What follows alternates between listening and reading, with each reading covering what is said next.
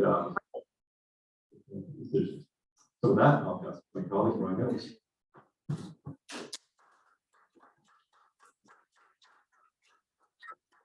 Hey, good evening. My name is Rodney Pearson. I'm a husband, I'm a father, and I'm also a patriot. So I've got two children. They're both here with me tonight. And one is currently enrolled in UCPS and the other's going to be starting next fall. I like to tell folks, we bring our kids to all these meetings, and that's really for a reason. You see, the reason is I'm a fiscal conservative and childcare is expensive. I'm totally kidding. The reason why it's true though, yeah. But the reason why we bring them to these events with them or with us is because we want them to understand at an early age the importance of being involved.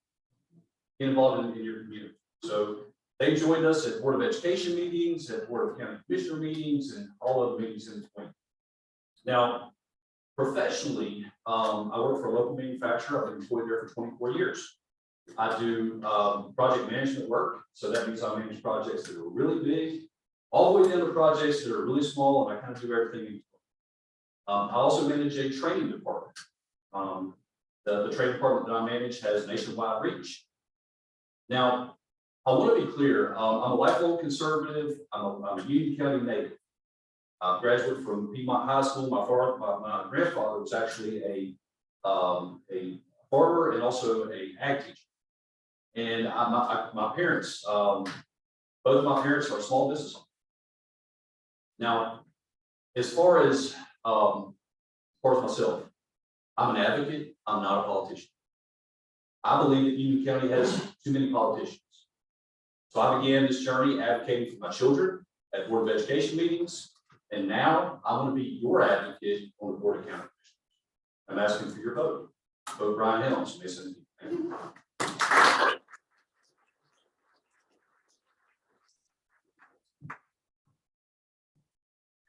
Hey, good evening. My name is Jonathan Thomas, and I am evidence that gravity acted on us all at a rate of 5.8 meters per second. I hope to earn your vote for candidate for a county commission. I too am not a politician. I am a husband. My wife Julie. I have two children, Bo and Jackson back there, both enrolled in Union County Public Schools. And I'm a local businessman. There's nothing special about me that makes me want to get into politics, other than I got fed up in 2019 with feeling like there's an uphill battle to fight. We had a rezoning here, and I got casually involved and didn't really think too much of it. But then we saw how difficult it was to get opposition to something like this. It was clearly out of place. We had the planning board. I faced someone that asked me how the developer could make money if they didn't get the density they asked for. I had commissioners that made it clear that they were going to vote in favor of this because of who their friends were. They were presenting the proposal. One of the candidates for county commission was one of those individuals. Very frustrated. We spent $5,000 as a group on an attorney, and we finally prevailed just because we could sway one vote. That shouldn't be the case. Since then, I got involved. I joined the planning board. Well, I was appointed to the planning board. Served on the planning board for 1 year. I was nominated to be the chairman. I now serve as the chairman. In my professional life, I am director level management for a private company in the area. I am a private pilot, and I'm very focused on long-term solutions. I'm not going to be the one to talk rainbows and sunshine. I'm the one that's going to tell you, here's how we are. Here's how we get to our goal. I'm fiscally conservative, and so is my wife. There's my time. John Thomas said,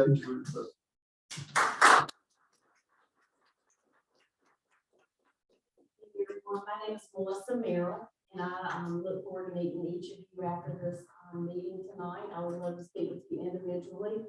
Rob and I, we just celebrated our 26th anniversary. We moved to Union County. We bought land here in 2004 and built our home, moved in, got occupancy and moved into our home with our two little boys at that time in 2005. We moved from Iredell County, where I had a corporate job as a project manager and a product manager for Fortune 500. My background is in architecture. My degree was earned at UNC Charlotte, and most of my professional career I have been in site design, project management, and marketing for two very large corporations. When we decided to raise our family here in Union County, we moved here. We chose Union County over his office in Mecklenburg for two primary reasons: the outstanding schools and the low taxes. And 17, 18 years later, that is what Union County is most known for. The #1 school district for grade level proficiency, even during a pandemic. We opened our doors for in-person learning. And next thing you know, we're #1. I am the chairman. I'm currently the chair of the Board of Education.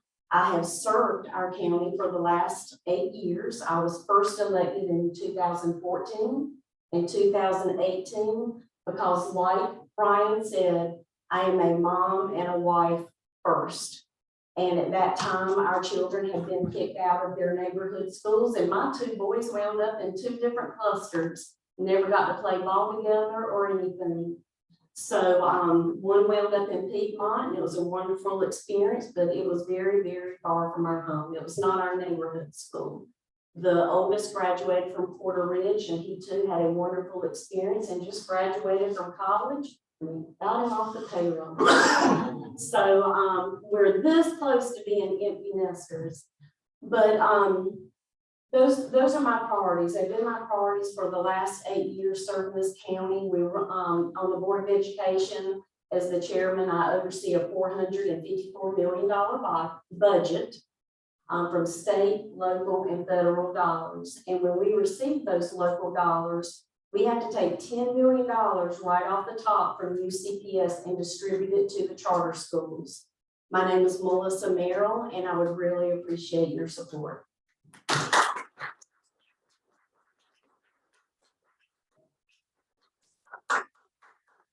My name is Parker Mills, and I'm just a walkhouse guy.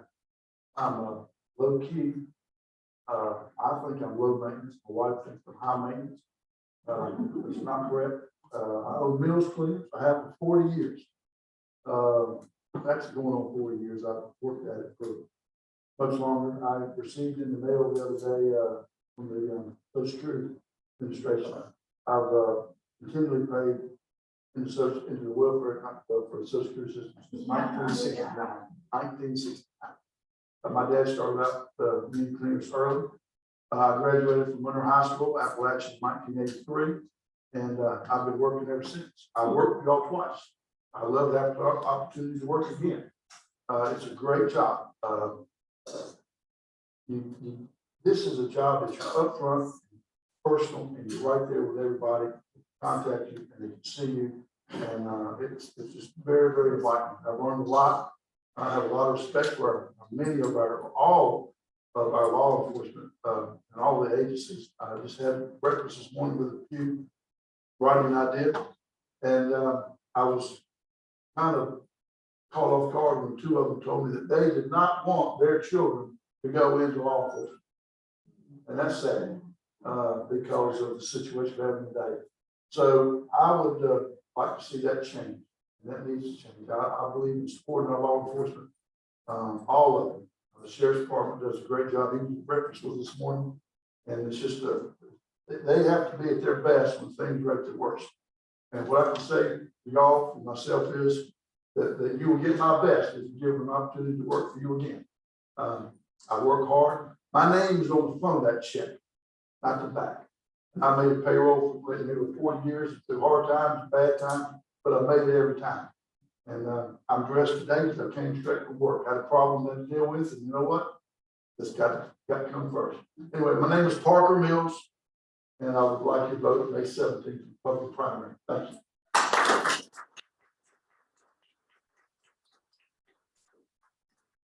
Thank you all for those introductory comments. Now we have one question from our audience members. Oh, that wasn't it. If you are elected, what will you do to address the increased traffic due to a rise in apartment and condominium complexes in the county. And we each have 3 minutes to answer that, 3 minutes. Could you state the question? Yes. What will you do to address the increased traffic due to high density apartment complexes in the county? First of all, that's an interesting question for us as county commissioners to receive, in that all of our highways and most of the roadways are actually come under the auspices of the state. So the only thing that we can do is to address those issues to our state legislators and have you to understand as citizens how you can help in that ombudsman relationship. There's a tremendous amount of challenges that Union County has that do not start at the county commission, and traffic is one of them. Again, on those individuals who are zoning for development, that starts at your local commissioners, your local council individuals, or as your zoning. Many of them are following a legal document, which has already been validated and voted on and passed by the current board or a previous board. The only way that you can do that is to work through those entities to solve that locally. And Indian Trail is unique, you know, based on how it's the many businesses. It's one of the wealthiest communities as far as business and commercial and home mix, and we do understand that.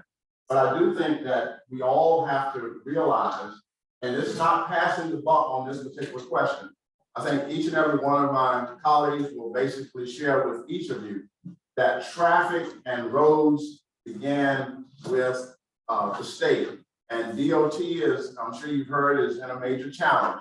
We are fortunate though to have the chairman of the CPTRO, which is the transportation organization in our region, right there in Waxhaw. The mayor of Waxhaw is the chairman of that group right now. I would encourage each of you from your various municipalities to have your mayor to have a relationship with Mayor Ron Pappas, who is the mayor of Waxhaw, who is the chairman of that particular committee. And he has been able to move some things along. And he's also been able to change not the priorities, but some things are moving at a faster rate than whoever else was sitting in the seat. And I don't know who that person was, but he's skillful enough and he's a talented young man who I think can get results for at least to hear and to have your ears. But again, remember that no matter who addresses this question, the roads and the highways that are all backed up have to begin with our state legislators. And I, for one, would be glad to work with them to put a little pressure on them. But you are the voters. You have the ability to put us in and you have the ability to take them out. Regardless of who they are, those individuals need to be addressing this particular question, even after this particular meeting. Thank you very much.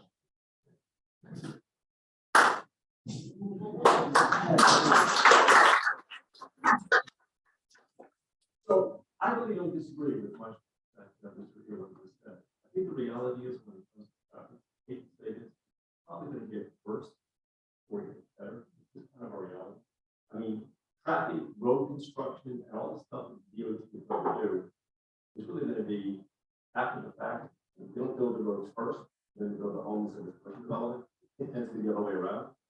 So it's a couple things. I think on the side, in terms of new construction, new homes and development, we need to work. Bluetooth pairing.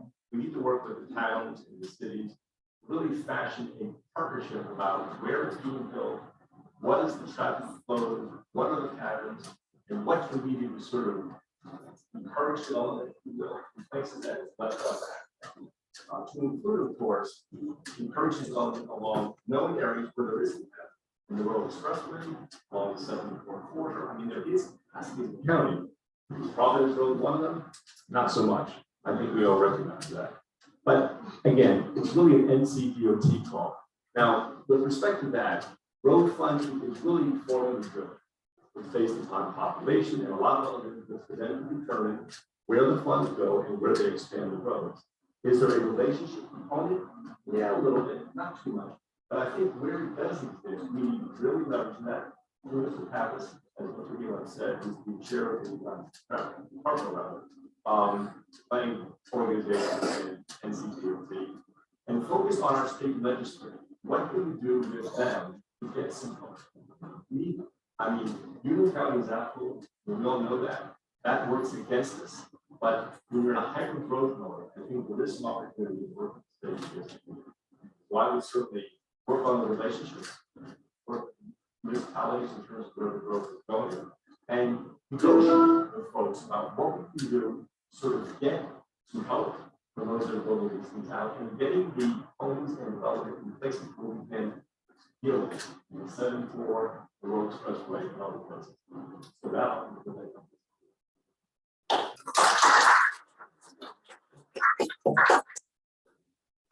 So I think that before we look for a solution, we really have to recognize what the problem is. So, you know, I've got folks up here that are with me that are very pro growth.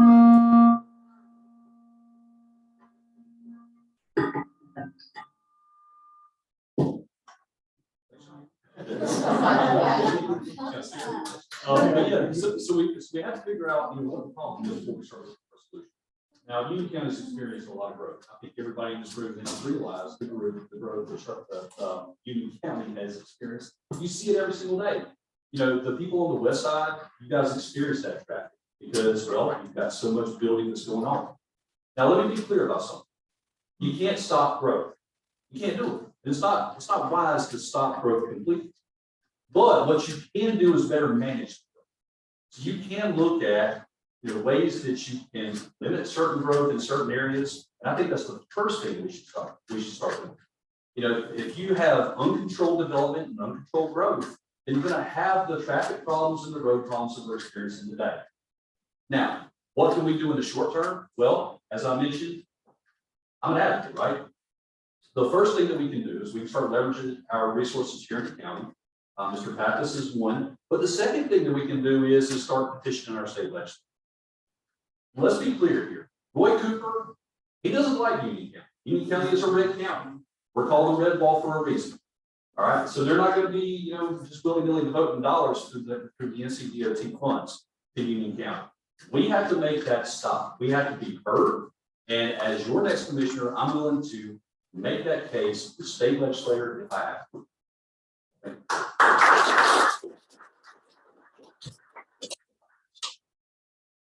Well, I won't spend too much time rehashing what they've already said, but there's some excellent points. The RTPO is a major factor with Rob Pappas, who's the General Assembly. So what I'd like to focus on is where we grow and how we grow. First off, we need to stop saying yes to higher density outside of municipalities. I've said it a number of times on the planning board, my record reflects as much. When we put these high density developments all over unincorporated Union County, there's no place where they're going to walk to go to the store. They're not going to walk to go to restaurants. They have to go into municipalities on 2-lane roads that even the 2014 plan identified as being farm roads were not sufficient to handle that kind of capacity. So first off, as a county, we need to say no to that. There is a place and a case for high density, and that applies within municipalities where they want it, they need it, they can handle it, where things are walkable and where the conditions are right. So that's the first part. We do have to coordinate with our municipalities. When they say, we don't want this on our outskirts, we need to respect that, and we need to listen to that at a county level. Beyond that, I think that job creating growth is another way to alleviate that. So you may say, well, how in the world, if you add companies that add employment, how is that going to cut down traffic? Well, it won't. Well, what it's going to do is it's going to cut down on traffic going into Charlotte. It's going to make people, instead of driving an hour each way to get into Charlotte to go to their jobs, they're going to have a well-paying job in Union County that's 10 or 15 minutes away, and they're driving the other way. So when 90% of the traffic's going this way, they're going that way. I feel like that's a good way to do it. And I've heard 2.7% unemployment. What are we going to do? Well, if you have equally paying jobs with less commute, Union County versus Mecklenburg, I know for me that it's an easy decision. Who'd stay here and let Mecklenburg worry about Mecklenburg's problems. But we're only going to fix this if we live, work, and play in Mecklenburg County. That also helps, but not Mecklenburg County, flat. In Union County. But we live, work, and play in Union County. That keeps tax dollars here. It keeps the traffic in a better place. So that's my 2 cents.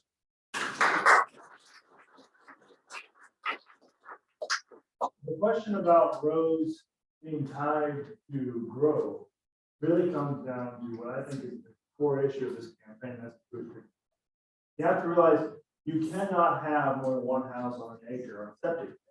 So if you're going to have high density development, you have to have a sewage treatment plant. Okay? So last year, when they came out with that news story saying Union County has to have a sewage treatment plant, hell and brimstone's going to rain down on us, I thought, I lived through the Mark Harris campaign. But like, I saw that the local media didn't really know anything unless it was told. So somebody is going through the media to pressure for a sewage, right? What if whoever that is pressured the state for funding for our roads, and instead, because you have to realize when you pay your water fee, that goes into the enterprise fund, right? The eastern end of the county has been asking for water for half a century. If they're going to get water, pipes running out there is going to come from the enterprise fund. A new sewage treatment plant that would create more demand on our roads is going to come from the enterprise fund. What I say is prioritize the east, who's been asking for water for half a century, when distributing funds from the enterprise fund. And let whoever it is who's pressuring for a sewage treatment plant turn their attention to roads. Meet the needs of the east, let the west finally get some answers on roads. That's my position.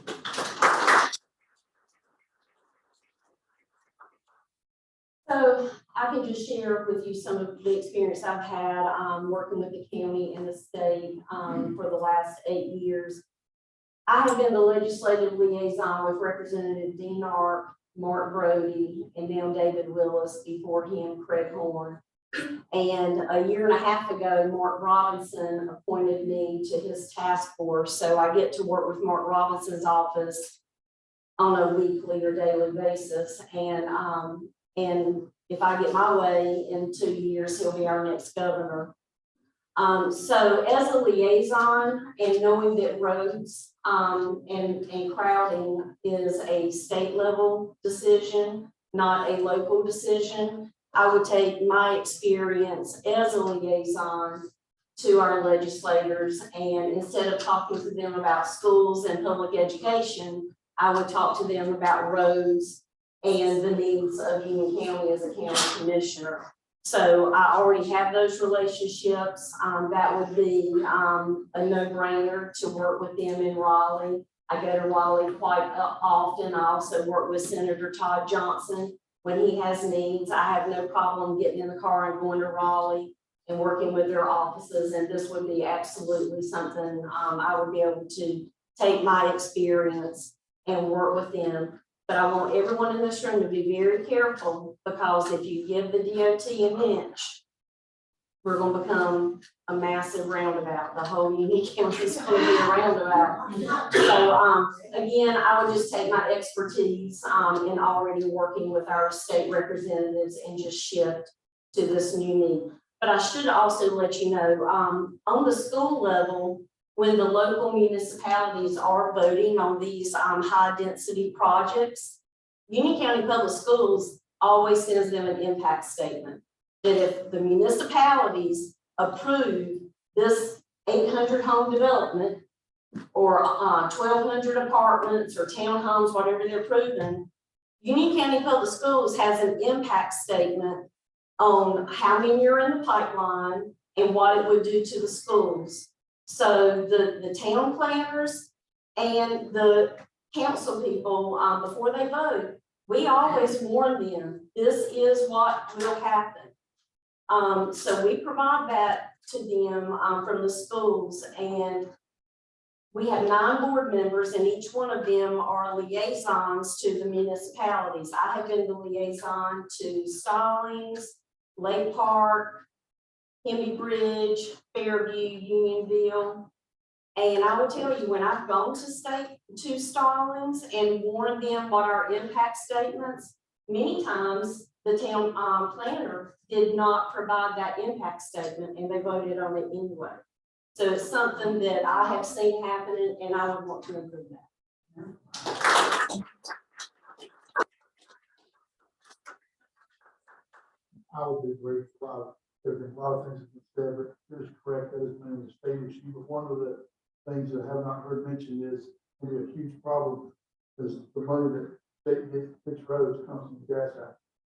And a friend of mine, Buddy Brewer, they just sold out. Buddy Brewer Henry no longer exists anymore. And they started writing on the wall that their volume of gas is going down. So all these electric cars everybody's buying, I think they're great, but on the road, guess what? They don't buy gas. They don't pay gas tax. They use the road. But something's going to have to change with that formula because all these cars, like I drive a Ford F-150, and I think this year for 2022, they up the production to 175,000 of them. They're going to be sold. That's they're electric. I don't think they put a camper that's off a cliff, but anyway, they're going to sell it. But as that becomes more and more popular, they're still using the roads, which they're not using the gas, which pays to keep them. We don't have that kind of roads anyway. And another thing they mentioned is the sewer plant. Folks, it's 8 to 10 years out, so there's going to be some lower where some roads be called up. It's going to be 8 to 10 years before that plant is completed, and then the expansion of the 12 Mile Creek and the Waxhaw region is going to be probably 3 to 4 years, if not longer. And there's a line that needs to be extended into Mecklenburg County that would have, which is going to be another probably year and a half. But the main sewer plant that needs to be built is basically 10 years out. We need to really look at working with Monroe. They need water, we need sewer, but something that's not known, and I just spoke to the mayor the other day, they know it now, but the water coming in from the Yadkin in the contract, it says cannot be sold to Monroe.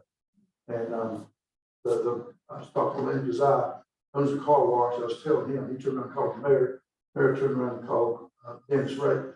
And then they did not, for somebody that those relationships, which you talked about, really need to be improved. I have no idea why somebody, I've been a commissioner from 90s, 99, 94, 2006, 2010. I have never seen a contract where you cannot sell water to a municipality.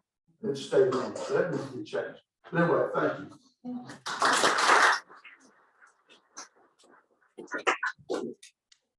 Another question is, as a new commissioner, how would you address the safety of Union County? You'll have 2 minutes. First of all, let me share with you, we have a great relationship with Sheriff Kathy, and he is doing an excellent job for crime in Union County. I'm also a board member, associate member of Crime Stoppers.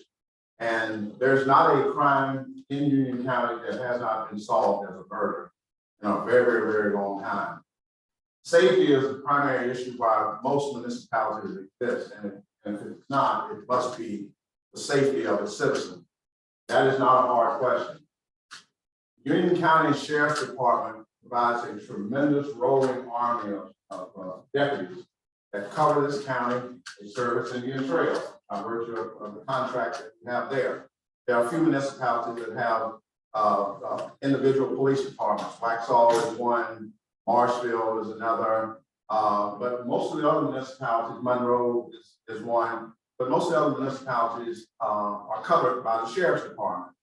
And what that simply means is that, again, our focus on lighting, individuals taking their own homes and families as a priority, and even at our schools, to look at those things that can mitigate challenges for safety so that it minimizes them responding to things that were just carelessly overlooked in the planning. And that's just the best way to answer that particular question. But I think that Union County is one of the safest counties. We know that crime is low, but there are a few larcenies, things like that. When I first came to the Charlotte area, I was parked at the office supply place in Pineville. First got there, left a briefcase on the seat. Passed, came back out, it was gone. All right, reckless on my part. All right, no place to be found right outside. But again, we all know that leaving things on our seat, our keys in the car, and those kind of things are not the best thing to do. So we need to step it up, knowing that we are increasing in population, and the population is coming from a lot of places. We need to make safety priority number one. We need to have drills in our own families as to what to do in case of emergency until relief gets there, whether it's fire or police. But again, Dean County is a fairly safe county. And again, we know based on the statistics, Sheriff Kathy just mentioned a meeting we were at last Wednesday, that there is not one murder that has not been solved in Union County for years and years and years. Thank you very much. I think my comments will be pretty quick on this one. Public safety is government. I've always believed that I would be successful.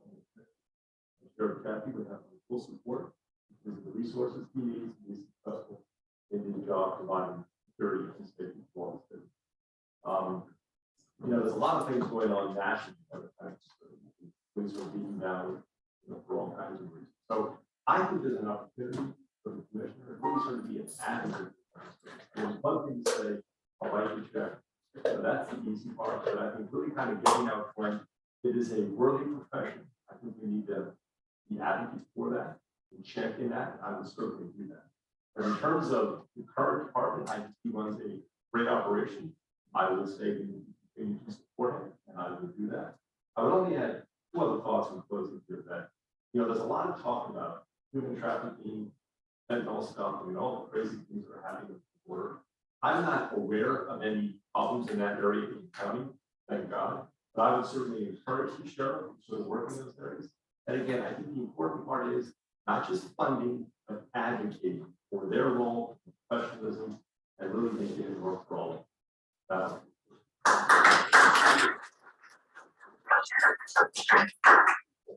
It's funny, the other day, my son and I were talking, he said, what, Dad? I said, what, buddy? He said, when I grow up, I want to be a police. He hadn't put the officer quite with it yet, but he said, I want to be a police. I said, you know what, buddy? I think that's great. And I truly meant that. See, I recognize that our sheriff's department, as well as our firemen, our EMS folks, that's a lack of sacrifice. And it's a worthy sacrifice. And should my son want to do that when he gets older, he will have my full support. And likewise, if I'm elected as county commissioner, then I believe that we have to fund all areas. Okay, so it's not just your sheriff's department, but it's your fire departments as well as your emergency services folks. Okay, so to be clear, that's something that I have great respect for. It's something that I believe should be funded. You can look through the budgets, you can see where we have steadily increased funding for those services over the past few years. And I believe that we've met the need as a county, and I believe we'll those opportunities. Thank you.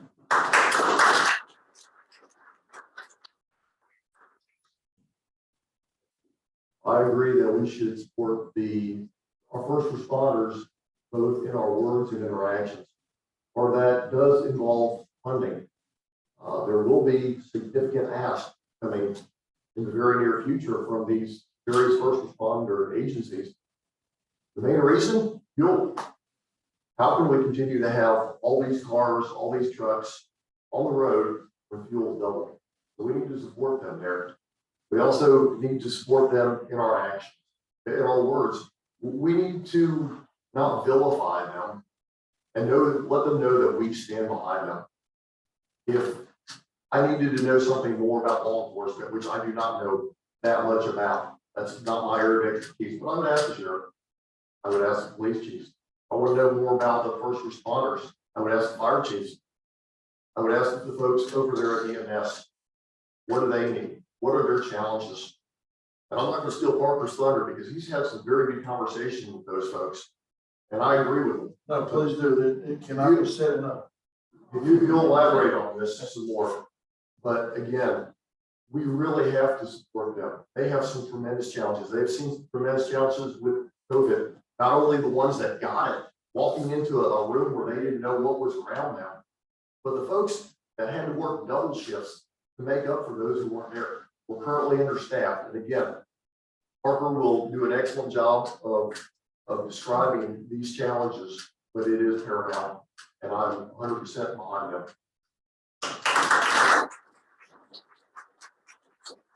As has been pointed out, Union County Board of Commissioners funds the sheriff's department, sheriff's elected people.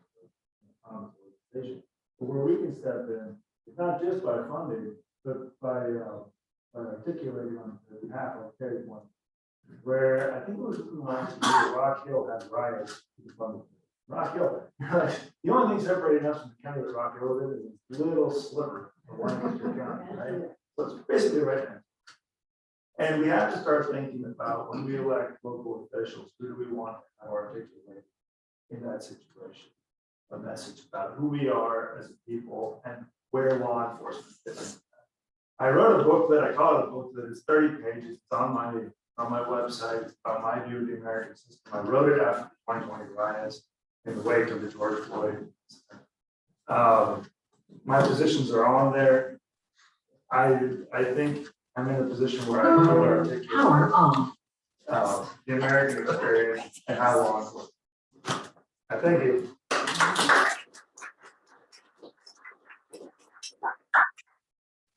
Like everyone before me, absolutely, I support law enforcement. Our youngest son is currently on an Army contract at the Citadel. He's studying intelligence and security. So I wouldn't be surprised at all if this is a field that he winds up in. He's hoping to hear from the FBI any day on a summer internship. So absolutely, I support our law enforcement. Over the last 8 years on the Board of Education, I have become very close working relationship with Sheriff Kathy and all of our student resource officers. We refer to them as SROs. And we work with him and his budget to make sure that we have SROs in all 53 schools. Some of our schools have more than one SRO, depending on need. And those SROs are not always over like criminal activity. They're there actually as mentors. A lot of times a student would rather go talk to an SRO about a problem than a teacher or a guidance counselor. So our law enforcement wears a lot of different hats. So I support Chief Gilliard and the Monroe Police, the Stallings Police. We are residents of Stallings. So, you know, we know them when they come through the community. And then, of course, again, Sheriff Kathy. I think if you go to Webster's next to Sheriff, I think we should put his picture. But, and I swear in his younger days, he had to have been 10 feet tall. But one of the things when I think about safer communities, there's actually a program called Safer Communities. And I was with Sheriff Kathy and Dean Arp and some others at a fundraiser recently. And they work with Brown 40 and others to help get the drugs off the street and people that are trying to get themselves off drugs. That is a huge problem in Union County. Heroin, fentanyl. Parker and I were just talking about that this is huge in Union County. No matter how beautiful and wonderful we know Union County is, there is another side. I remember getting a phone call a few years ago. We had a 14-year-old that had taken drugs and had died out in the woods, and thank goodness Sheriff Kathy and law enforcement, we had approved or the county had approved for him to have Narcan. And that 14-year-old's life was saved. But at the last fundraiser we were at for Safer Communities a few weeks ago, the new thing that we're working on is homes for the children. So when the mom or the dad is trying to get themselves cleaned up, we have to start thinking about the unintended consequences, their children, and taking care of their children and providing, making sure that they have a safe home in a safe community. Amen.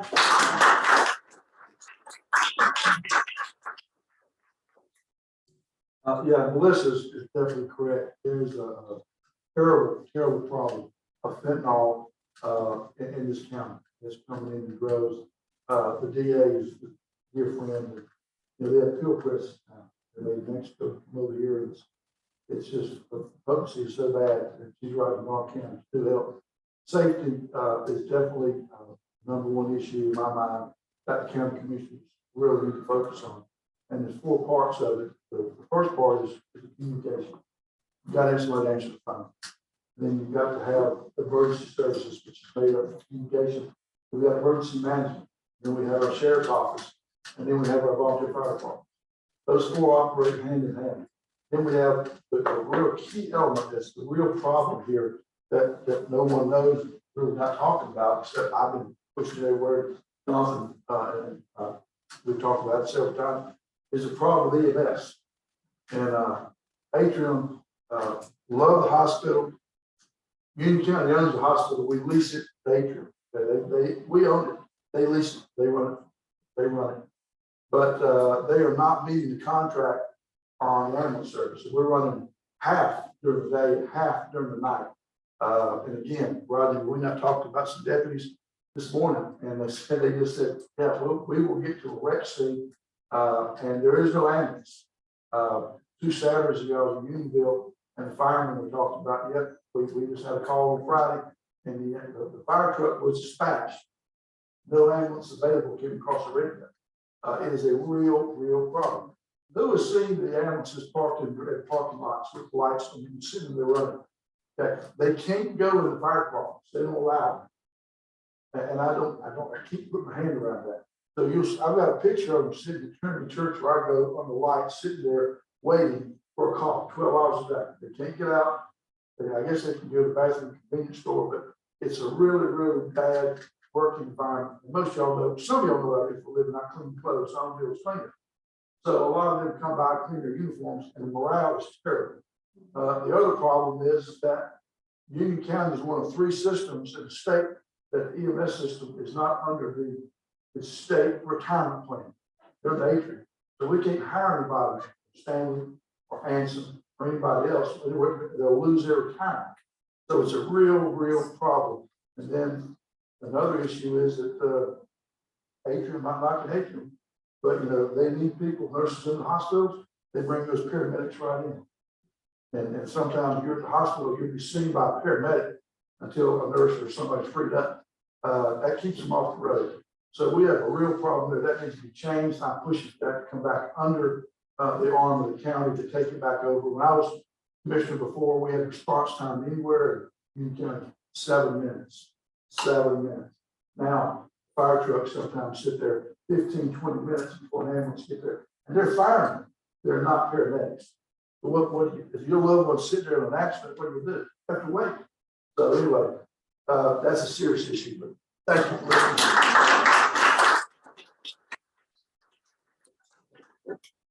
Another question that was submitted is, what ideas do you have in reference to employee recruitment and retention?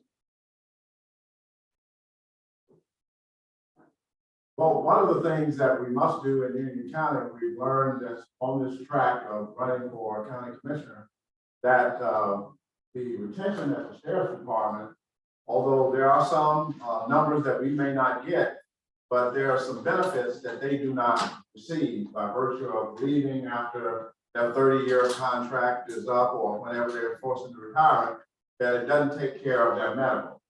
And this is a major challenge when you have other municipalities and other agencies that actually have a insurance package after they retire.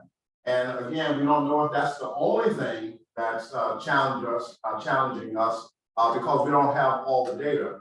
But we recently learned just through talking with some of the persons who've been around a while, literature that you are able to read through the budget, talking with individuals like Rodney, who's been around a while, who's been in law enforcement. I can share with you that is a real challenge in morale. So if a person who is working for a police agency and they decide to leave that particular agency to go to another agency, it's because of the benefits, because the pay is maybe about the same. We do know that municipalities like Marshville and Wingate probably has a higher pay package than some of those in some of the major cities. And that's just because of just learning on this particular track of learning where some of the challenges are. I will share with you that the county commission is looking at, and we may see some of this in a bond referendum for SPCC, kind of ties back to the security aspect or safety aspect where they're trying to find out how we can put some programs on campus here in Union County to keep those individuals who are on that track for learning from driving 150 miles in order to get their training, which also can be a drawback. I mean, if you know that you're going into a profession and you have to leave your family driving 150 miles one way, I mean, that would be pretty discouraging there. So to bring that back home and close to us, again, Union County is a very prosperous county. I think that there's been a good job done with finance, but there's also some new things that are happening in the finance aspect, where our state has been one of a few states that they have increased the receiving of tax dollars via the web. So you'll hear some people may say, well, we've got $9 million extra money. That's not always a bad management decision. No one anticipated COVID. And during that time, and having an online business, I'm an insurance executive, 26 states were licensed and fingerprints all over the world. But I can share with you this, that the sales tax did increase while everybody was on the inside of their home, to a point to where nobody could go outside. I can assure you that a major portion of $9 million in surplus that you'll hear actually came from the sales tax that people were buying while they were confined.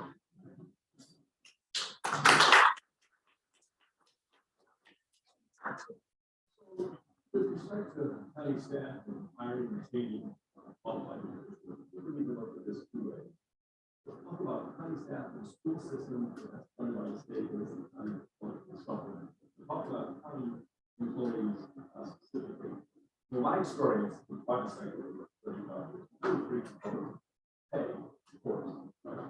Benefits, and a welcome and professional working environment where folks are appreciated and their skills are valued and their skills are, again, tools to sort of satisfy them professionally and work with a large organization. So I think those three tracks are important to retain a professional works or professional staff to really serve the county. You may recall I mentioned previously when I first I sort of see the commission role on two sides. The first part of the process and really sort of working hard to bring excellence in service to the county citizens. And that is done, obviously, through staff that are sympathetic. And they just do a good job because they want to. And I think part of the message the county commissioners do and the executive leadership, Mark Boston and others in the county, is encouraging them to be smart. You know, there's an old line on this that personnel is policy. That's true. You know? Now it starts from the county commission at the top, including county managers and so on and so forth. But we send the right message to hire folks that care about the community, that are professional, and just really want to do a good job. And I think as county commissioner, we can send that message, help the county manager make good decisions. That's my good. You know, it's easy to say, well, we'll just pay them. Well, you know, that doesn't always sort of get it done. I think we really need to vet folks carefully, not like to be part of that process. I think over my career, I've been pretty successful in making those kind of decisions. And I can bring that skill set to a wider view with the county management process.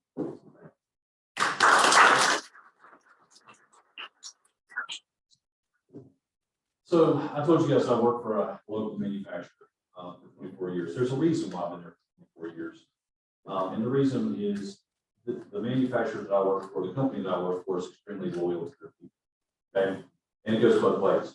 All right. When their associates see the loyalty that they have from the ownership, they tend to work harder and want to do better. I believe that we can create that within our county here as well. Pay is always going to be the #1 priority for a lot of folks. And Edwin had mentioned the surplus that we had, and I'll touch on that. So we did have a surplus in our county budget this year.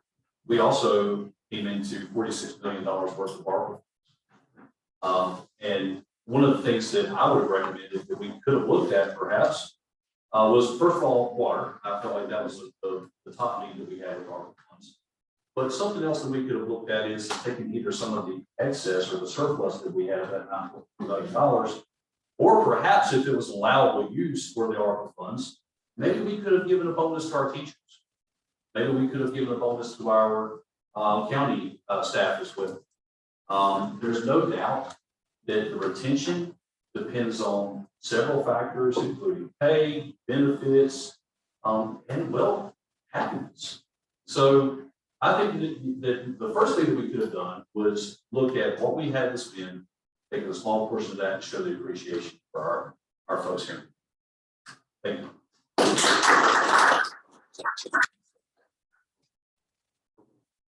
Like many of the other candidates have said, I do believe you have three parts, give the pay, the benefits, and the morale. I think Mark Watson is doing a wonderful job. Morale is at all-time highs, from what I understand from interdepartmental surveys. So at the county level, what we need to do as county commissioners is let everyone know that we support Mark Watson, we support his mission, and therefore we ensure the stability of what they've got. They've got a good thing going on right now. That being said, we have, I know the ARPA funds, there's a separate portion of it going to schools. And there's some state funds that came as well. I understand there's bonuses. And bonuses are definitely a good option. Also, I don't believe, though, that we fix problems by throwing money at it. There's a number of ways to address this. And the first thing I would want to know before delving any deeper is what are the results of that survey? Like specifically, what do they say could improve life for these employees for help retain them? Knowing that, I would do the next step. So to that end, I can give you a partial answer at best, but I would like to know some more information, and that would determine my next approach. Thank you. One of the challenges that the national economic situation presents is that as inflation and gas prices go up, the employees who work for the county are going to have higher cost of living, but then we pay that by going to the residents who also have inflation and also have increased gas prices. So it's going to be a difficult line to walk, measuring those out. I've said it many times, my taxes went up 40%. So I would like to see a solution that is fiscally conservative. I think one of the things we can offer right off the bat, without even talking about raises or benefits, is to talk about having a county where it's nice to drive in, it feels safe in your neighborhood, and your schools are good. And those are things that we're already providing. I think the roads need to be improved, but we can work on those issues and then sit down with a calculator and pen and try to figure out how we balance the needs of the residents and the needs of the employees.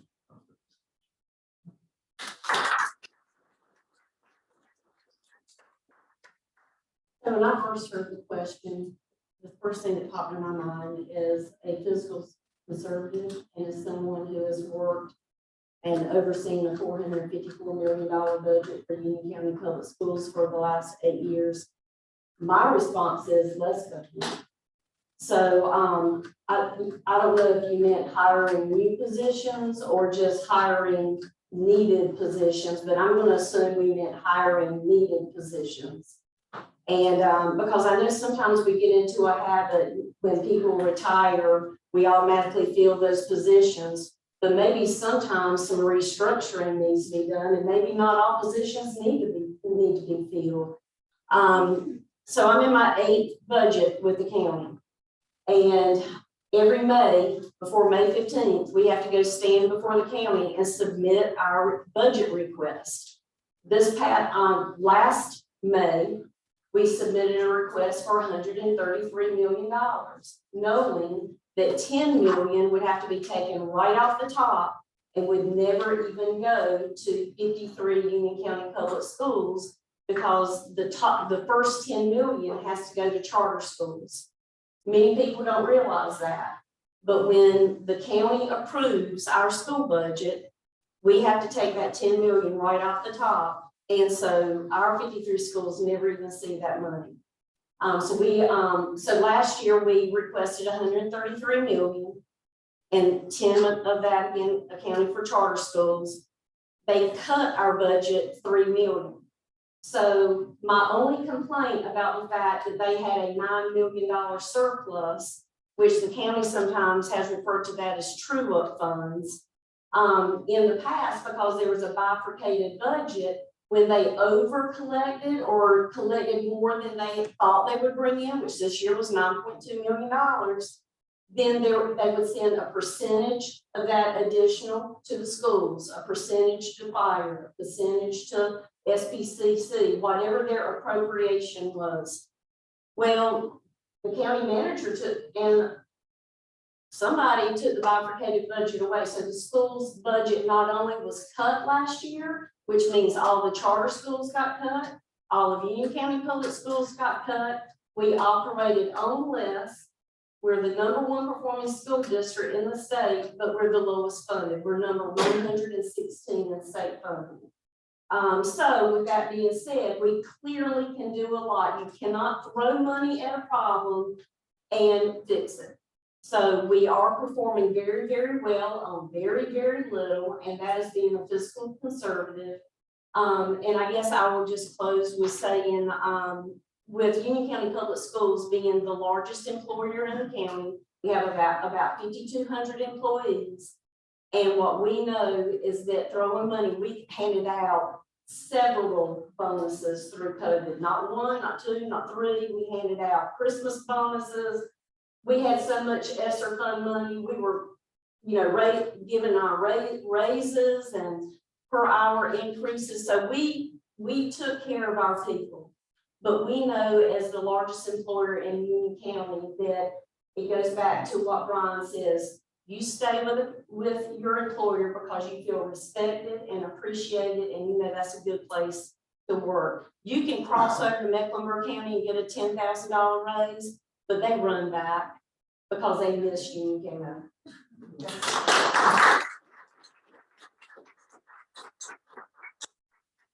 I'm gonna take the question attention, and I will look at it from a standpoint of our law enforcement, again, our emergency services, our EMTs, the paramedics, our firemen, our volunteer firemen. If a police officer countywide, if it's county, if it's in any other municipalities that have law enforcement on their own, we need to keep them there. And I really don't have a problem with it. If someone puts in 30 years of service, 30 years, they're not getting paid a lot to start with. I have no problem trying to keep them. Let's help them with the insurance. And why don't we have their insurance? It used to be that way, it was taken away. I think we need to go back to that. I think these law enforcement people, if they work in 30 years in Union County, countywide, whoever it is, other municipalities, we need to look at that. And they need to have their insurance taken care of. It's not that expensive.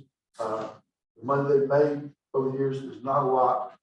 I definitely in awe of what they have to do. They have to run into a situation when it's bad. Again, they have to be their best when things are at their worst. The volunteer firemen. So right now we have numerous fire departments. They're staffed during the day with paid people. Those paid, they're volunteers. They're paid, but they're not able to get under the state retirement plan because they're working for a volunteer fire department. That's a 501c3, and state law does not allow that. So that's something that needs to be changed. They do have, now the firemen that work for City of Monroe, that work for Mecklenburg, whoever, if they have a full-time job at the fire department, like the city, they are covered. But if they go, the ones that are volunteers, don't work for a main fire department, and their main job is being a volunteer, being paid, they don't get benefits at all. They do have a simple retirement plan for being a fireman. It's maybe $125 a month after service over the years. It's very, very small. There's no medical at all. Retention is something that we really need to have. Again, with EMS, Atrium was trying to get people to come in. They gave all the new hires a $10,000 bonus. And they did nothing for the employees that were still there. And they had numerous that left and then came back to get that bonus. I mean, it's just, you can't make it up. So I put my heart and soul into emergency services over the years, and will continue, and I'm a strong advocate But again, I have absolutely no problem, helping our men and women who work 30 years in law enforcement with their medical, expenses after they've done that 30 years. Thank you. Another question is, what issues do you plan to address if elected? How do you plan on addressing them? And what obstacles do you anticipate? I hope this will be our last question.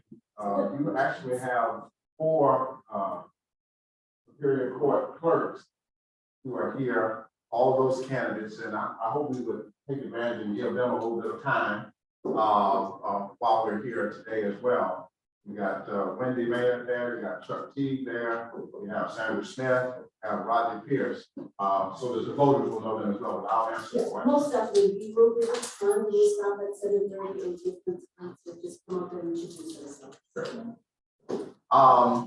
The issue that is first and top priority in my mind is that of, again, we talked about it, safety, fire and rescue, which includes the EMS. We do understand how important that is. We have to look at all options that have been talked about here today to retain the best people that actually help to save our lives. Now, we don't want to see them come to our house, just like you don't want to see them to come to your house. But if they do have to come, you want to have people who are prepared and who are not tired and who will be able to get you out of a mess. I don't think that any of us who are serving in the capacity as running for this office would shortchange the other and looking out for the employees of the county. I don't see a real challenge there. One of the things that Ms. Merrill had mentioned, our country went through in the 50s and 60s, it was called Parkinson's Law. Parkinson's Law simply says that even in business and in government, that everything that you have takes up space. So what people did as the soldiers were coming back from the war, they found places to expand in everything in our nation. The unintended consequences we're dealing with right now, which actually came out with Petrie's Law. And Petrie's Law, you won't find that very, very well on Google, because the people who actually run the world don't want you to know that law exists, but it's been on the books for a very, very long time. And that is, fewer people paid more tends to produce excellence at no overall cost, except for the people who get fired. And for the last 30 some odd years, we've been in that mode of why businesses have been having furloughs, how people have been laid off, why these different calamities that are happening. It all plays into that. And that was based on a gentleman by the name of Robert Townsend, and not the comedian. It was a business that actually went through that, but they had to fix that because they saw what was coming. But nobody wants you to know that it's happening. How I would solve that is not the challenge. The challenge is that you as citizens, we know that we must have the best employees working for us. We know that we must elect the best minds. I am not from Union County. One of the best selling points for our candidacy. We're a world traveler. We're an individual that has tremendous experience in business and management. We all run budgets. We're in business. Again, what we need to do is simply reach outside of our boundaries with greater intellects that actually have solved some of these problems, and not just 50 miles in any direction, because they're usually having the same issues. And most of them have gone to the same schools, drawing on the same resources that they heard from those professors at the school that they are. But there are people who solve many of these kinds of problems. But if we don't actually impact on change, then you'll keep getting what you've always got. And that is insane.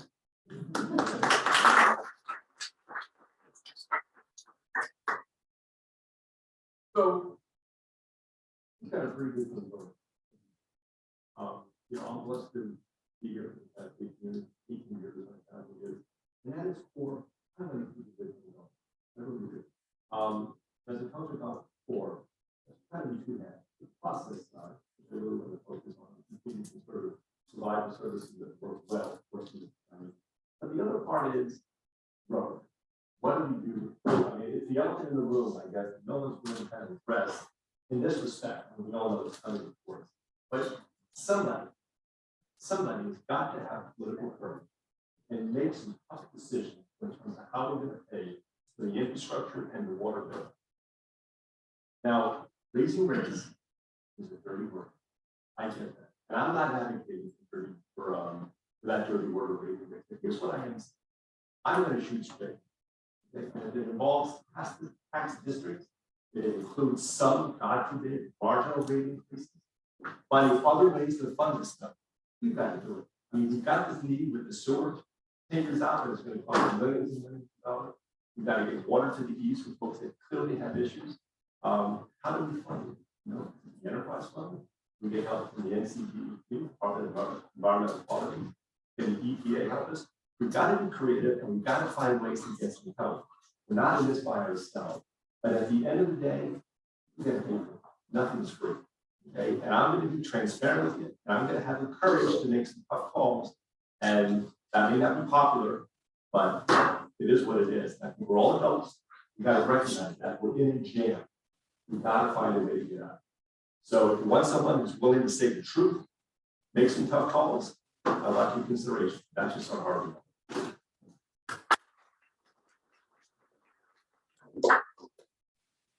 All right, so Union County is the greatest place in the world to live, as far as I'm concerned. But even the greatest places have problems. Union County is no exception. So people come to Union County for two main reasons. That is low taxes and good schools. As far as taxes are concerned, raise your hand if you like paying higher taxes. I'm glad somebody voted. Okay, so where I'm going with that is this. So this past year, your current board voted 4-1 to increase your property taxes. They went above revenue neutral. I would argue that that's unnecessary. All right, given the fact that we've got a surplus and we've had $46 million. That is a problem, and that's a problem. That's the first thing we have to recognize. And so my thinking is this, is that we either have to plan better or we have to refund some money. That's the first thing that we've got to do. The second thing is we have to identify needs versus wants. What do I mean by that? What I mean by that is simple. We have needs in the north and in the east of this county. We have people that don't have access to clean drinking water. We have to prioritize our needs. We have to make sure that we are supplying basic needs. There is no excuse for a county with our resources to not be able to supply the basic needs of the residents. That starts with water. So we prioritize water over sewer. And then last but not least, I think we have to address transparency. Now, Melissa mentioned a bifurcated budget. You guys know what that means? Bifurcated budget? No. Okay, so what that means is that you can see on your tax bill where your money is going. So certain percentages of your taxes go to schools, or it goes to the county, or it might go to other areas. We have to get back to that. And I'll tell you why. Because when you start seeing the trends of having surplus money come into the budget, with a bifurcated budget, then you start being able to have those true ups that Melissa mentioned, which means that we take that money that we had come into the surplus and we divide that out to our schools or our county appropriately as a percentage basis. We have to take care of that. I see those as three of our biggest needs in the county, and that's what I want to start with, and that's what I want to fix. The last one, the Board of Education. We have to elect commissioners that can work with our current Board of Education. We cannot sit there and let, I hate to say it, we can't sit there and let animosity win out. We have to work together with our Board of Education. This past year, our current board took a vote. Well, it's supposed to be a vote of confidence, but it turned out to be a vote of no confidence. 3 commissioners out of 5 voted no confidence in our #1 performing school district and our #1 performing school board, I would say, in the state.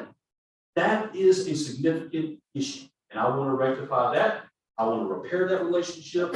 And I believe that I can do that. Thank you.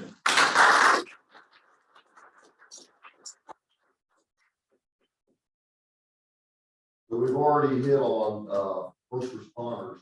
I'm not going to beat that dead horse again. Bifurcated budget, great. It is great. He's right. Transparency, that's huge. Well, let's talk about growth. Growth is the big problem. That's creating all these issues. So I hear water as a priority as far as growth goes. Do you know what the estimate is for water throughout the rest of the county right now in today's dollars? $1 billion. 1 billion. No one wants to talk about that. It was 300 billion for the active project, which raised the rates 33%. What would 1 billion do to your water bill? I agree, we need clean water. They deserve safe drinking water, but there's cheaper ways. What's been brought up lately with the short line extension with ARPA funds, $32.55 million per tap, per household. It was a range of 450, and I believe it was 580,000 average, depending on how it went. That's a lot of money. Now, if the goal is to provide clean, safe drinking water, I can think of ways to do it a whole lot cheaper. Filtration systems, there's a number of things. But is that the goal, or are we trying to get water out there for some other purpose? That also increases the property values. That's something that no one wants to talk about. But while we're on the topic of things people don't want to talk about, you realize that there's a bond proposal for $149 million from Union County Public Schools. Now, this is a result of things we kick the can down the road. These are needed. We have to reinvest in our school system. No one's talking about how that's going to get paid for. If there's a bond, it will cost us more. That's the reality of it. And we have to reinvest. As was mentioned, people come here for the low taxes and the good schools. But you're not going to have good schools if we don't reinvest in them. So that is a priority. We need to talk about that. I'm not here to sell rainbows and sunshine. I'm here to tell you the way it is. I'm here to tell you the facts. I'm here to bring things to light that people don't want to really talk about because it will hit us. We need to hit this head on. Economic development is the way to do it. We need sewer, $100 million. It increases the commercial base, creates jobs, it helps offset the residential tax burden. We generate more tax revenues for the county, and that's not on your backs. We can also improve traffic through that. So that's what I believe we need to focus on. We need to do that sooner rather than later so we can start fixing some of these problems.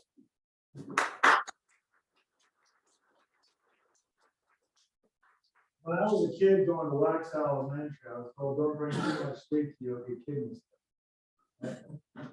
The reason they said that is because parents were trying to figure out, and then kids were overhearing, why Union County was what was called the kidney stone.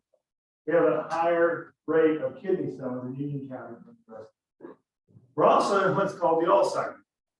We have a higher rate of Alzheimer's than other parts of the country, right? Since then, I don't know about the Alzheimer's, the theories, but it's not the key causing the kidney stone, it's the water. Right? Union County is in two rivers. At this point, I think we're the active river base. I live at the top of the river base. Most of the county geographically is in the active river base. Now, a lot of the people who say that they have problems with their well water in the active river base, right? So they've been asking for water for 50 years. A couple of years ago, one of the county commissioners asked county staff, what would it cost to get main water lines that on main roads in the county? They said $60 million. So then we got the American Rescue Plan, right? And that was $45 million. You thought, well, 45 out of 60, that's a huge chunk. What it would cost to get the water down the main roads? It's election year. So it started looking like you'd have the votes to direct that 45 million towards the 60 million. And staff said, oh, it's not 60 million, it's $1 billion. So is it going to cost $1 billion to put water into these, or is it going to cost 60 million? So one of my priorities would be fulfilling a promise that's been made for half a century. And one of the biggest obstacles is going to be finding out how much it actually costs. Right? I think that I'll leave that there for now. Thank you. I'm starting to think I don't like being at the end of the table. So if you were to let me, it's, there's 3 seats up, and if you were to let me fill one of those seats as your next county commissioner, my priorities would continue along the same lines why Rob and I chose to move here 18 years ago to raise our 2 boys who are now 23 and 20. Low taxes, great schools, We have to support our school system. They are our future. Whether we want to invest in them or not, our children, our grandchildren are our future. And we do have great schools, even the charter schools. I'm going to throw them a bone tonight. Union County is known for raising children and educating their children. That's why Rob and I moved here. We lived in Iredell County. We lived down in the Dilworth area, and his office is in Mint Hill. And when I started looking to see our children, our oldest was in private Christian school over in Charlotte, and we're like, gosh, Lee, how are we going to do this for two? And so we ended up visiting Fairview Elementary and learning more about Union County, and that's why we came here. So we need to take care of our young children. We need to take care of our neighbors. We need to take care of our community members that have been waiting decades to not be on arsenic poisoned water. They have been waiting decades to get safe, clean drinking water. Why are we still talking about this in 2022? I'm tired of talking about people needing clean, safe drinking water. It is time for people to do something. And just a couple of weeks ago, our county managers, because they can't get along, decided to take away $32 million in extending water lines to areas that needed it because they were bickering. So they had approved $32 million for water, and now they decided to provide 28 homes with broadband. I mean, it's the craziest thing I've ever seen. So I'm committed, like I always have, listening to you, balancing that with what staff recommends, but remembering that you put us in that seat and you're the ones who are paying the bills. And when they're asking for 28 new positions and the schools are only allowed one new position, I think we know where the problem is. We need to start working together. And that's what I promise.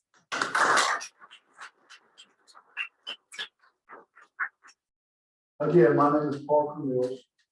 One of the main priorities that I'd like to see happen if I'm elected for commissioners is to work again with the city of Monroe on several issues. One of those is water and sewer, but another issue that needs to be addressed is the largest, one of the largest assets that we have in this county is the Monroe Airport. And we've got 40 planes that are on the waiting list for a hangar. I'm a businessman. I love return on investment. I would rather use some of this ARPA money, which we can use, and they've got some money to, and even some other money we need to. I would rather see investment made with the city and build some hangars. So one G5 jet station park at Monroe Airport pays as much tax revenue as the entire Target shopping center in 74 Park. One jet. It's like my campus in Myrtle Beach. I pay taxes in Horry County. If your airplane is parked here, it pays taxes to the county. That is a huge return on investment. It doesn't cause a traffic problem. Well, if it does, that's a different problem. That's not a traffic. It does not put anybody in the store, but it does generate a tremendous amount of income. We have a new facility here with FedEx with 300+ jobs. They need a $12 million maintenance facility, big hangar. We can work with Monroe on that. I think the problem with the water not being sold to Monroe, that needs to be corrected. I don't know legislatively how this can be done, but it needs to be done somehow. And it can be done. I was raised, again, as a small business person, to turn stumbling blocks and stepping stones to keep moving forward. And that's what I do. One of the main problems we have that needs to be corrected. When I was elected in 2006 and became on board, there was 11.7 million gallons of sewer overcapacity. To be like, y'all taking your family to the beach on vacation, get down there to your room and like, I'm sorry, you didn't get it in time. It's gone. I'm sorry. it's happening again. I don't understand how we're not sewer. The past boards have issued permits for subdivisions, and now all these people are coming to get sewer, and we are full, we're out. That needs to be addressed. There needs to be a plan put in place so that this doesn't happen again. I don't know if it's gonna take a sewers are, I hate to use the word sewers are, something, but it cannot be that difficult. If you issue permits over here for 100 gallons, then you deduct 100 gallons. I mean, I don't understand. So we really don't know what the flow is right now. We need to get somebody in there and find out exactly, and everybody needs to communicate. The left hand needs to know what the right hand is doing, because if we build this sewer plant and add more capacity, and we're right back where we are going to get the problem solved. So those are some of the things I'd like to fix. Thank you. So we're coming to the end of our event, and what we would like to do is just let you know that we extended the invitation to all those running for county commissioner. And we'd like to thank you to those that attended and participated today. We are going to do 2-minute closing remarks. And once we're done, we will please remain seated and let those running for other offices come and give their introduction. Again, my name is Edwin Elam, and I'm asking for your vote for county commissioner.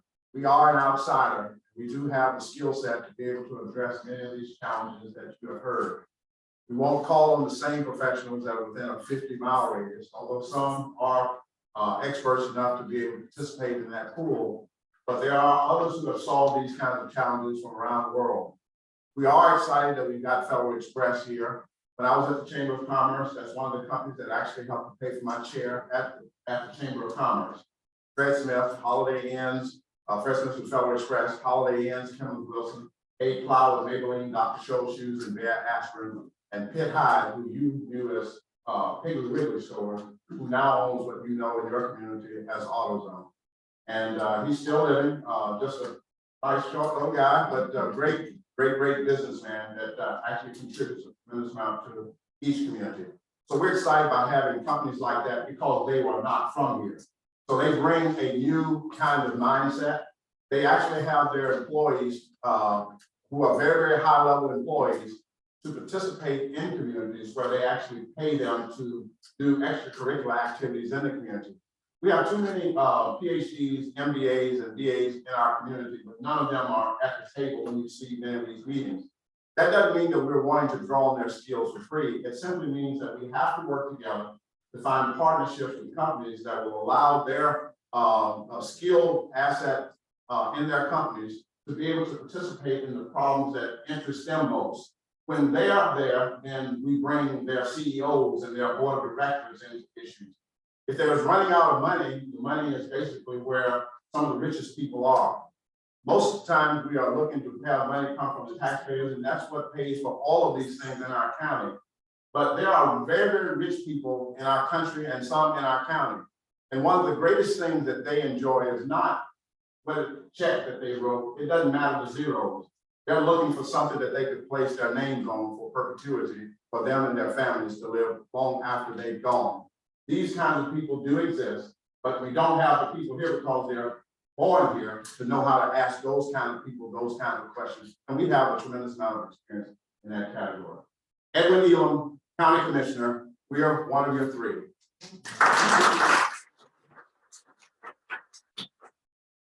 So, in my closing remarks, who is free? In a word, I'm an alternative. Who is that? I'm not a politician. I'm this is executive. And my focus, I talked about before, is private. I'm a realist. You know, it's funny. I think Rush Limbaugh gets the attribution for this. The mayor of realism. I'm going to be the deputy mayor of realism. I mean, you've got to be honest with what we're doing. I think we're way too transactional in a lot of these conversations about water and sewer and all kinds of things. In my line of work, you know what? Successful folks are strategic. I'm strategic. I'm also honest.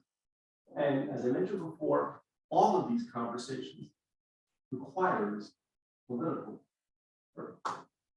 courage. There's not a lot of that out there. Everybody wants to say things that sounds good. okay, we're gonna do this, we're gonna do that, we're gonna cut taxes, so on and so forth. I'm not gonna say it. We have real issues, we have real challenges, and I want to grapple with it.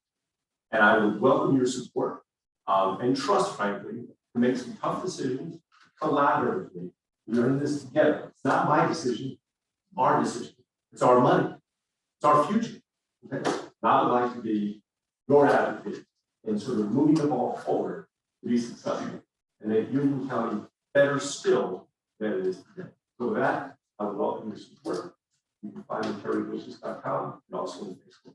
Thanks so much.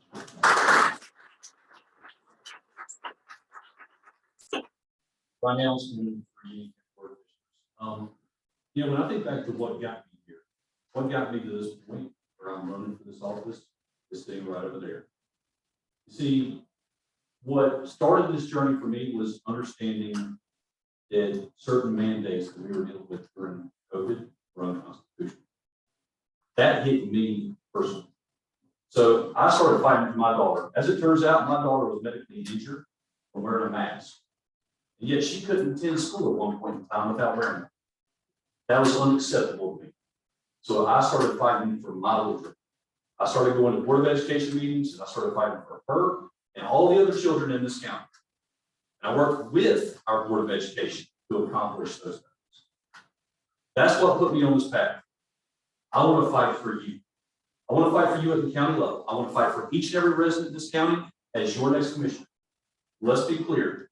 I'm not going to say things because they sound good. I'm going to say the things that I believe. And I believe this. I'm an advocate for low taxes. I'm an advocate for less government, not more. I'm an advocate for good education. I am an advocate for you. I want to represent Union County.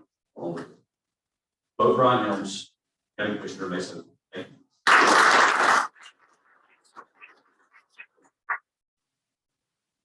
My name is Jonathan Thomas. I am not a politician. I'm a husband, father, neighbor, friend, businessman. Someone asked me a question once, really stuck with me, that if you get elected, who's your boss? Well, I think there's about 242,000 of them.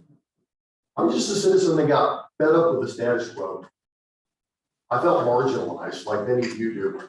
I see out of control growth. I see political favors. It frustrates me. There is a path forward. We will grow, but we can control that. We will need sewer for industry. As Parker mentioned with the airport, as Edwin mentioned with FedEx, these are things that we need. These help offset the residential tax burden that comes with a school bill. And speaking of school bills, we do have many school bills coming. We have $882 million capital improvement asked over the next 10 years. I haven't looked at it. I don't know if they're all valid or not, but that's not the point. There's an ask on the table. We've got to start talking about this. We've got to figure out how we're going to approach this. We don't want to do this on the back of the taxpayers. I'm a fiscal conservative. I'm a long-term thinker. I believe in long-term strategic planning rather than instant gratification. If we want to talk about paying for all these schools and lowering taxes at the same time, it's kind of like me saying, I'm going to buy a boat with a credit card and we're going to save money in the long haul. It doesn't work. So my name is Jonathan Thomas. I'm a citizen who is humbly requesting to vote.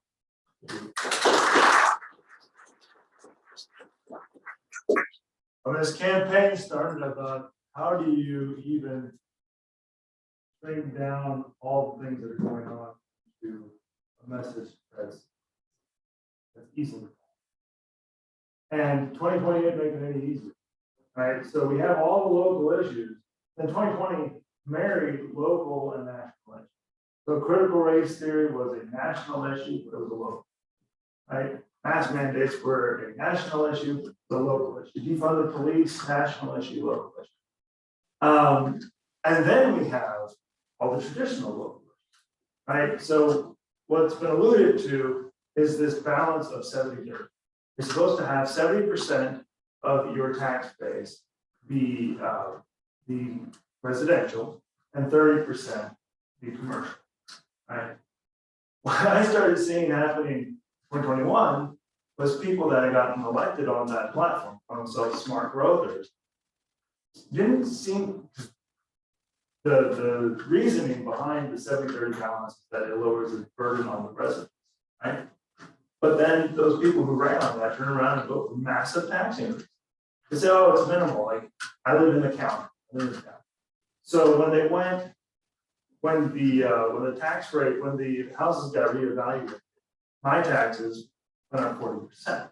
They said, oh, it was a penny above revenue neutral. This is where it gets all complicated. People's eyes, glass, it plays over to become a revenue neutral, 70-30.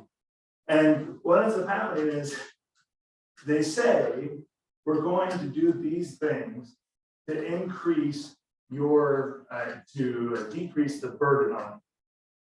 But then they don't decrease the burden on you, right? I talked to one person, I said, well, just because the value of my home life, why does the government need more money? Like, why do you have to go, why do you have to get 40% more from me because I have more money? You see, this is what I was talking about when it started. There's so many like national, local, that I'm out of time. I'll have to talk to you afterwards.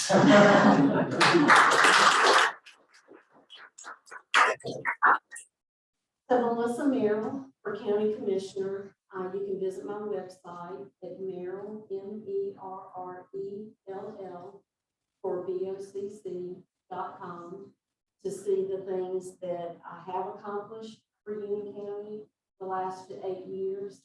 When I ran in 2014 and 18 for the Board of Education, you know, you run and we all give our platforms, this is what I'm going to do. Well, I can tell you, when I got reelected in 2018, I could have never imagined that I'd be dealing with COVID. I could have never imagined that I would be fighting for our children to be in school, that the government would close the school doors and send everyone home with an electronic device. When our pediatricians, the first question that they've ever asked me when I took my children in was, how much screen time do we get? So we can make you a lot of promises here and on the campaign trail, but I'm here with experience to tell you that we don't know what's going to hit us next. COVID is something you have to be competent to deal with when it hits. And I am a proven conservative leader. I always listen to my constituents, and I know that I work for you. I don't work for staff, and I don't work for county government. I work for the taxpayers that are writing a check and paying the bills. And I will make that promise to you here today that if you choose me on May 17th and during early voting as one of your 3 next county commissioners, I will answer to you. So please vote for Melissa Merrill.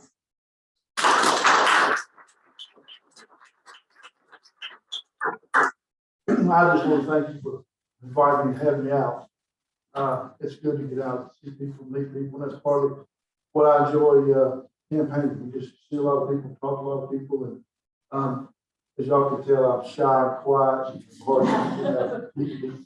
But this is great. It's taken me all over the county. My mom raised me to believe that the view from the high road is the best.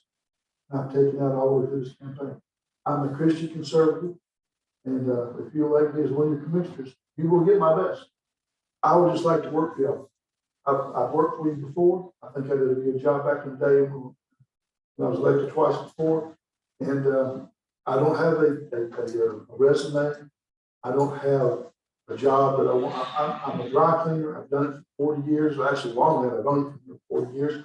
And it's what I do. I enjoy serving. My dad asked me, son, why are you gonna do this again? He said, do this like your mom, watch it. I enjoy serving, giving back. I've been very blessed, and I do have a skill set that I believe this county can use as far as, again, I can make a decision, I can improvise, I can adapt, and whatever needs to be done, I'm a problem solver. The JC Creed, the last line of it is the best work of life, service to humanity is the best work of life. And I've taken that to many mission trips with my church to Haiti. I've lived that. I'm a Rotarian right now, and it's service above self.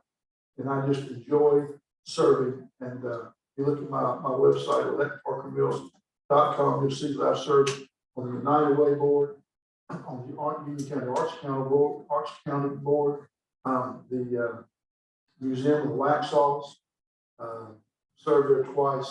I'm a really good fundraiser, that's why a lot of people like having me on boards.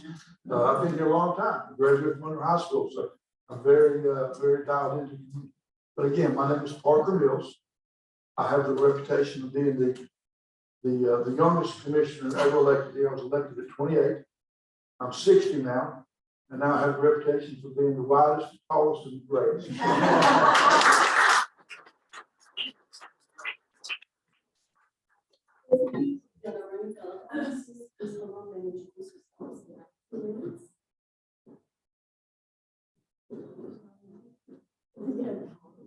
I'm Sandra Smith. I am a candidate for clerk of court. I'm native of Union County, lifelong Republican. Graduated high school from Parkland High School here in Union County and have a bachelor's degree in criminal justice.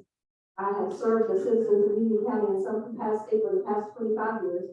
I served in the Union County public school system while raising my children.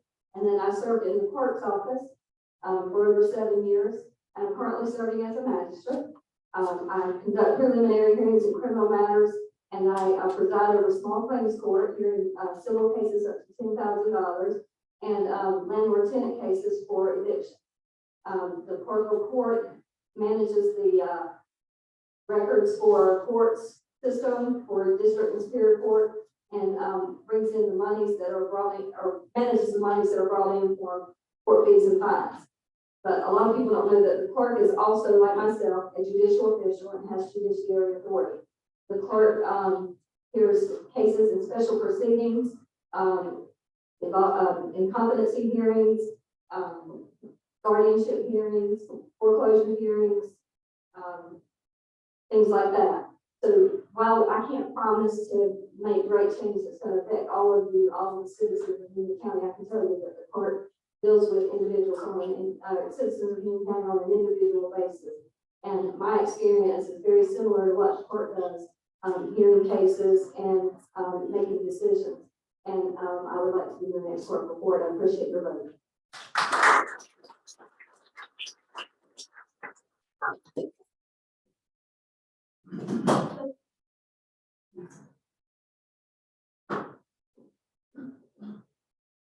Good evening. I'm Chuck T. I'm also a candidate for the board. Thank you for letting me share. I'm pretty much as close as I can for the board. But first, a little about me. My wife, Monica, and I have been married for 29 years. We have a daughter, Elizabeth. I'm serving as a deacon at Calvary Baptist Church. I'm a founding board member of preschool there. I graduated from my high school in Appalachian State. And just a few years ago, I was a student in New Trail Elementary.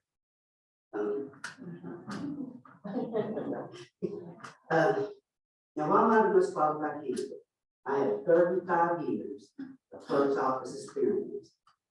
I've worked 21 years in the Union County Clerk's Office and 14 years with the Administrative Office of Courts.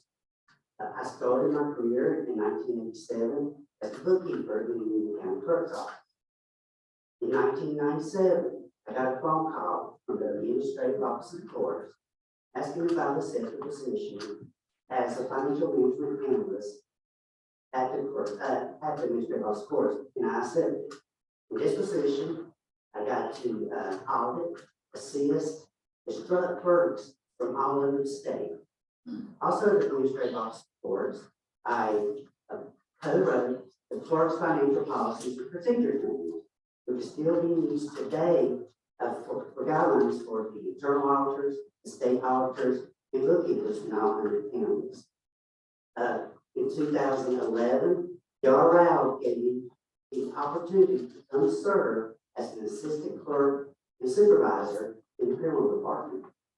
And in that role, I did assist Jar Rao, our current clerk, with vehicle seizure hearings. Currently, starting in 2019, the clerk, I'm assistant and supervisor in the finance department. Thank you. I'm the most experienced, most knowledgeable, and this Administrative leader is clerk of Superior Court. Thank you.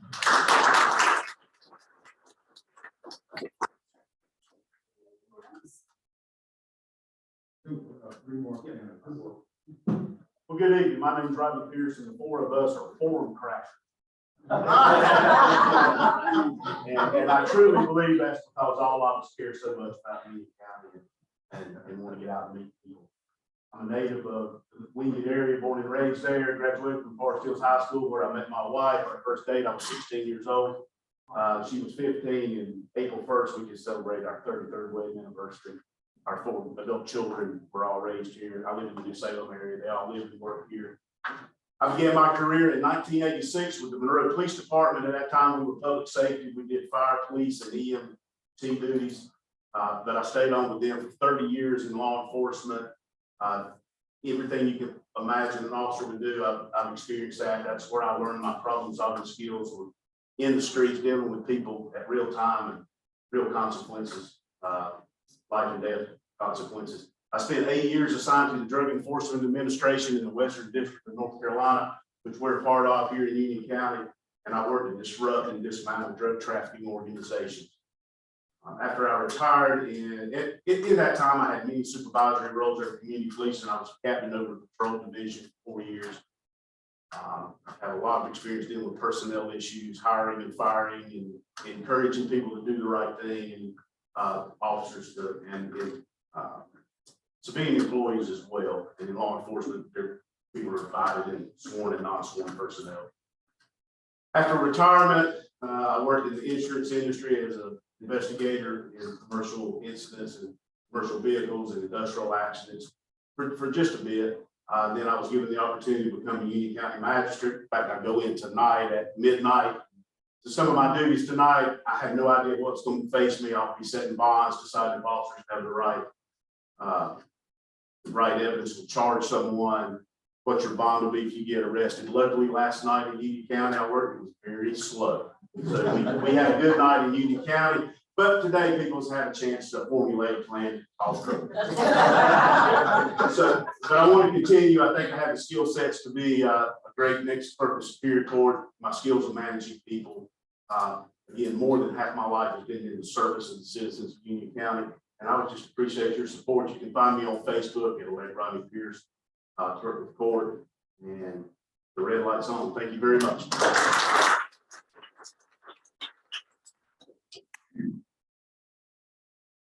Last but not least, I'm Wendy Maynard, and I am also running for clerk of court.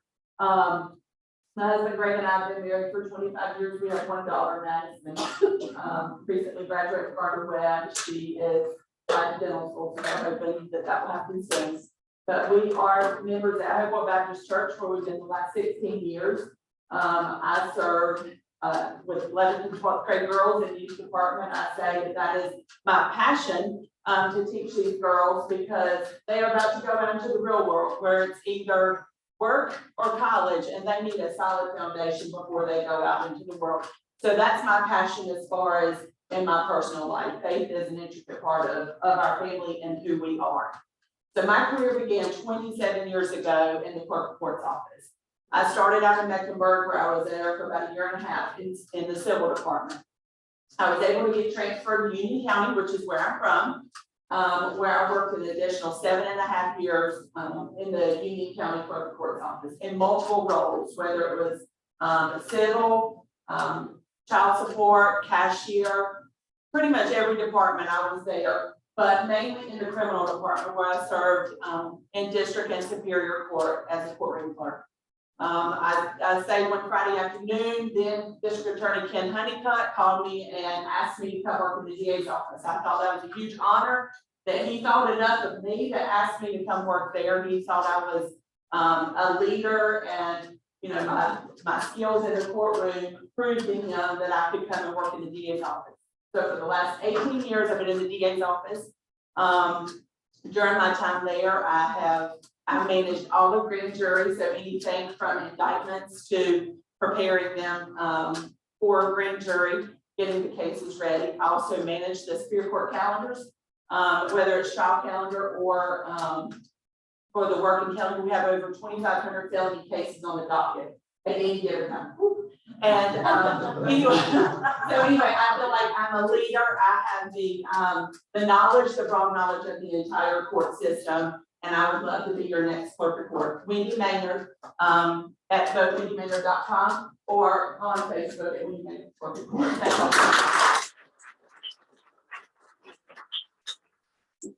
Thank you. You don't want to say anything? Well, thank you very much, everyone, for all the candidates, for everyone who attended, for taking your time and coming here and meeting with us. For all of us, Just for transparency, that it be known, no contact, Dennis gave Mr. Rushing, Dennis Ray, I was looking at Dennis Gray. Mr. Rushing had a funeral in the eastern part of the state that he had to attend, and that's the reason he's not. Dennis Rake's daughter got married. Okay, I was not aware of that. I had no contact. So once again, if you have any questions to ask them, if within the next few minutes that we have here remaining, you can do so. And there's literature for you to come and take home with you. Thank you so much, everyone.